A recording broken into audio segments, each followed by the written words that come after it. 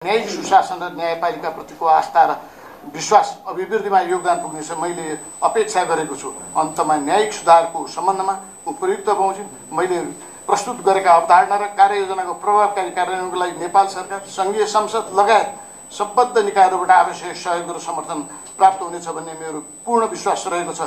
अत्याधुनिक प्रविधिलाई उपयोग गर्दै तपाईको सुन्दर परिवारलाई पूर्णता दिन हार्दिक आइभीएफ विश्वासिलो साथी बन्नेछ।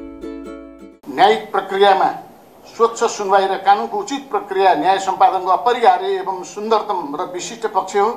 मुद्दाको कारबाहीमा पक्षहरूलाई सुनवाईको उचित अवसर दिनुपर्ने एवं कानुन र कार्यविधिको अनुसरण गर्नुपर्ने सन्दर्भमा केही ढिलाइ हुन जानु स्वाभाविकै हो। तथापि न्याय सम्पादन कार्यमा अनुचित विलम्ब हुनुहुँदैन र ढिलो गरी न्याय दिँदा न्याय पराजित हुन्छ भन्ने न्यायको मूल मान्यताप्रति अदालत सदैव संवेदनशील रहने गरेको पनि म गरिमामय समिति समक्ष निवेदन गर्न चाहन्छु।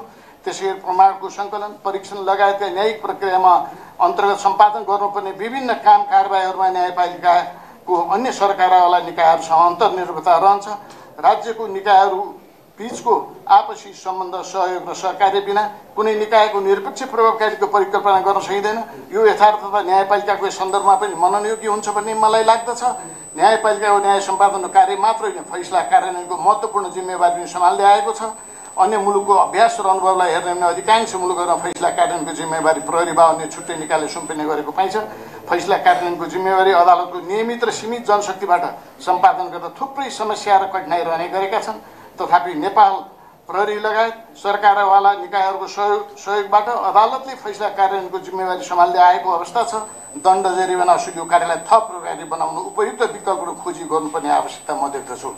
न्यायपालिकाको न्याय सम्पादनको प्रभावकारिताको लागि विभिन्न पद्धतिगत सुधारको प्रयासहरू समेत गर्दै आएको छ र न्याय सम्पादनको काम कारबाही न्यायिक प्रक्रियालाई समय तालिकामा आधारित बनाई छिटो, छरितो, प्रभावकारी, पारदर्शी र अनुमान योग्य बनाउने उद्देश्यले जिल्ला र उच्च अदालतहरूमा 2077 सालदेखि फरक मुद्दा व्यवस्थापन पद्धति लागू गरिएको छ। यसको कार्यान्वयनमा थप प्रभावकारिता ल्याउनुपर्ने व्यवस्था रहेको छ। सूचना प्रविधिको माध्यमबाट न्यायिक काम कारबाहीलाई व्यवस्थित, पारदर्शी एवं अनुमान योग्य बनाई समग्र न्याय सम्पादनको प्रभावकारिता र सेवाग्राहीको न्यायमा सहज पहुँच अभिवृद्धि गर्ने सोचका साथ न्यायपालिकाले करिब 2 दशकदेखि सूचना प्रविधिको प्रयोग गर्दै आएको छ। न्यायपालिकामा सूचना प्रविधिको प्रयोग तुलनात्मक रूपमा सन्तोषजनक अवस्थामा रहेको छ। सूचना प्रविधिको प्रयोग मार्फत न्यायिक काम कारबाही र सेवा प्रवाहलाई छिटो, छरितो, मितव्ययी र पारदर्शी बनाई समग्र न्याय सम्पादनको कार्यलाई गुणस्तरीय प्रभावकारी बनाउन यसको प्रयोगलाई अझ बढी फराकिलो बनाउँदै लैजानुपर्ने आवश्यकता रहेको छ। स्वतन्त्र न्यायपालिका विधिको शासन, लोकतन्त्र र सुशासन परिपूरक र अन्तर सम्बन्धित अवधारणाहरू हुन्। न्यायपालिकाप्रति आम नागरिकको आस्था र विश्वास अभिवृद्धि गर्न न्यायिक सुशासनलाई संस्थापित गर्दै लैजानुपर्ने आवश्यकता रहन्छ। न्याय प्रशासनलाई स्वच्छ, निष्पक्ष, पारदर्शी, उत्तरदायी, सहभागितामूलक बनाउँदै न्यायपालिकाबाट प्रदान हुने सेवा सुविधामा नागरिकको समान र सहज पहुँच सुनिश्चित गर्न सकिए मात्र न्यायिक सुशासनको अनुभूति हुन सक्दछ। न्यायिक सुशासन, पारदर्शिता र जवाबदेहिताको प्रणालीगत विकास गर्नुपर्ने आवश्यकता समेत म देख्दछु। न्यायपालिकामा सुशासन प्रवर्धनको लागि विभिन्न अध्ययनहरू समेत भएका छन्। न्यायपालिकामा हुन सक्ने विकृति विसङ्गतिको बारेमा अध्ययन गरी सुझावसहितको प्रतिवेदन पेश गर्न तत्कालीन माननीय सदस्य श्री हरिकृष्ण कार्कीज्यूको संयोजकत्वमा म समेत सदस्य रहेको अध्ययन समिति गठन भई प्रतिवेदन प्रस्तुत गरेको अवस्था छ।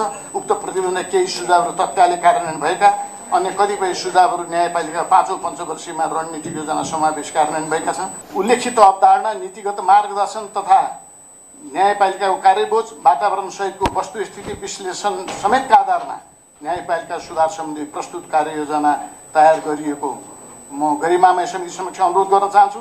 न्यायपालिकाको रणनीतिक योजनाको तर्जुमा र कार्यान्वयनमा रहेको भूमिका र मैले हासिल गरेको अनुभव समेतका आधारमा प्रस्तुत कार्ययोजना तयार भएको छ। न्यायपालिका सुधार सम्बन्धी विगतका प्रयासहरूको आलोकमा सूचना प्रविधिको उच्चतम प्रयोग गर्दै न्यायिक सुशासनको माध्यमबाट न्यायपालिकाप्रतिको आस्था र विश्वास अभिवृद्धि गर्नु न्यायिक सुधारको केन्द्रबिन्दु हुनुपर्छ भन्ने मेरो दृष्टिकोण रहेको छ। यसका लागि आवश्यक नीतिगत र संरचनागत आधारहरू तयार गरी न्यायपालिकाको संस्थागत सुधारको भावी कार्यदिशाको निर्धारण गर्नु मेरो कार्ययोजनाको मूल ध्येय रहेको छ। प्रस्तुत कार्ययोजनामा समेटिएका सम्पूर्ण कार्यक्रमहरू अवश्य पनि नयाँ होइन। कतिपय कार्यक्रमले यसरी नै सुरु गरिएका सोच राखिएका, कतिपय कार्यक्रमहरू मेरो सोच दृष्टिकोण र अनुभवको आधारमा न्यायपालिकाको विद्यमान समस्या, चुनौती र अपेक्षाहरूलाई सम्बोधन गर्ने प्रयासको रूपमा रहेका छन्। प्रस्तुत कार्ययोजनाको कार्यान्वयनमा मेरो भूमिका र जिम्मेवारी बढिरहने भए तापनि यसलाई मैले सहकार्य, समन्वय र सहकारितामा आधारित दस्तावेजको रूपमा कार्यान्वयनमा लैजाने सोच बनाएको छु। सामूहिक प्रयास र प्रतिबद्धताबाट मात्रै प्रस्तुत कार्ययोजनाको प्रभावकारी कार्यान्वयन हुन सक्दछ भन्ने कुरामा मेरो दृढ विश्वास रहेको छ। न्यायपालिकाको 5औं पञ्चवर्षीय रणनीतिक योजनामा आधारित प्रस्तुत कार्ययोजना मूल योजनाले परिलक्षित गरेको लक्ष्य, उद्देश्य र गन्तव्य हासिल गर्नेतर्फ परिपूरक हुने समेत मैले विश्वास लिएको छु। यही मान्यता र अवधारणाका साथ गरिमामय समिति समक्ष न्यायिक सुधारको न्याय बमोजिमको कार्ययोजना प्रस्तुत गरेको छु। न्यायपालिकाको 5औं रणनीतिक योजनाले सर्वोच्च आयोगको मुद्दाको फर्सिट तथा पुराना बक्यौता मुद्दाहरूको न्यूनीकरण सम्बन्धी निर्धारण गरेका लक्ष्य हासिल गर्ने गरी मुद्दा व्यवस्थापनमा उपयुक्त एकदम प्रभावकारी उपायहरूको अवलम्बन गरिनेछ। अब 2, कार्यबोझ बढी भएका 37 जिल्ला र 9 उच्च अदालत इजलास गरी जम्मा 46 अदालतको व्यवस्थापनलाई विशेष प्राथमिकता राखी त्यस्ता अदालतहरूमा बजेट लगायतको साधन स्रोत र जनशक्तिको पर्याप्त व्यवस्था गरी कार्य सम्पादन प्रभावकारिता ल्याइनेछ। 3, न्याय सम्पादनमा को काम कारबाही समेत तालिकामा आधारित बनाई छिटो, छरितो र प्रभावकारी, पारदर्शी एवं अनुमानयोग्य बनाउने उद्देश्यले जिल्ला उच्च अदालतमा लागू गरिएको फरक मुद्दा व्यवस्थापन पद्धतिको प्रभावकारितालाई विशेष पहल गरिनेछ। 4, गुणस्तरीय न्याय सम्पादनको लागि अदालतहरूमा अनुकूल कार्य वातावरणको निर्माण, न्यायाधीशहरूको विधिशास्त्रीय विकास र तथा अनुभवहरूको आदान प्रदान सम्बन्धी अन्तर्संवाद प्रशिक्षण लगायतका कार्यक्रम सञ्चालन गरिनेछ। 5, फैसलाको लेखन तयारीमा शीघ्रतालाई जनशक्ति व्यवस्थापन र परिचालनलाई कार्य वातावरण निर्माण, फैसला लेखन सम्बन्धी तालिम, प्रोत्साहन र प्रेरणाको समेतका विशेष रणनीति अख्तियार गरिनेछ। 6, विवादको दिगो समाधान गर्ने महत्त्वपूर्ण माध्यमको रूपमा अवलम्बन हुँदै आएको मेलमिला पद्धतिलाई थप प्रभावकारी बनाउने उपायहरूको पहिचान गरी कार्यान्वयन गरिनेछ। 7, फैसला कार्यान्वयनमा प्रभावकारी बनाउन उपयुक्त कार्यक्रम विकल्पहरूलाई पहिचान गरी कार्यान्वयनमा ल्याइनेछ। 8, न्यायको पहुँचमा रहेका अवरोधहरूको पहिचान गरी न्यायमा सहज पहुँच अभिवृद्धि गर्न सो सम्बन्धी विशेष रणनीति र कार्यक्रमको निर्माण गरी कार्यान्वयन गरिनेछ।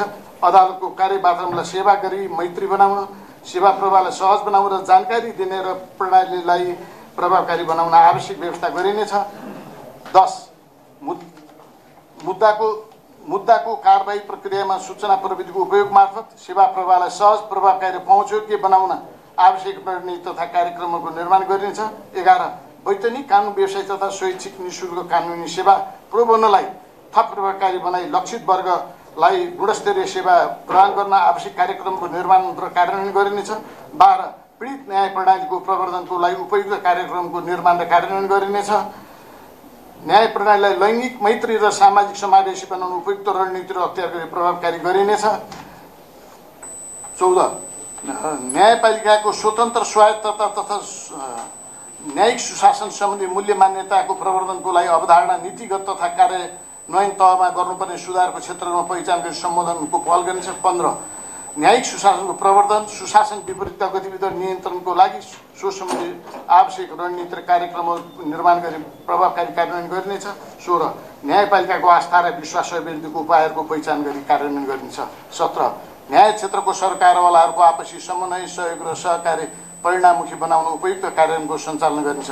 न्यायपालिकामा सूचना प्रविधिको विकास, दिगो विकासका लागि उपयुक्त रणनीतिक कार्यक्रमको निर्माण गरी कार्यान्वयन गरिन्छ। 19, सूचना प्रविधि सम्बन्धी जनशक्तिको आपूर्ति, स्थायित्व, परिचालन र प्रेरणा लगायत सेवा सुविधा सम्बन्धी नीतिको तर्जुमा र कार्यान्वयन गर्छ। 20, न्यायपालिकामा मानव संसाधन विकास तथा जनशक्ति परिचालन सम्बन्धी आवश्यक नीति र कार्यक्रमको तर्जुमा गरी कार्यान्वयन गरिन्छ। 21, न्याय परिषदहरू हुने न्यायाधीश नियुक्ति लगायतका काम कार्यलाई प्रभावकारी बनाई परिषदप्रतिको विश्वसनीयतामा अभिवृद्धिमा विशेष जोड दिइनेछ। अदालतहरूमा उपयुक्त कार्य वातावरणको लागि अदालतमा भौतिक पूर्वाधारको विकास र सुधार सम्बन्धी कार्यक्रमहरूको निर्माण गरी क्रमशः कार्यान्वयन गरिन्छ।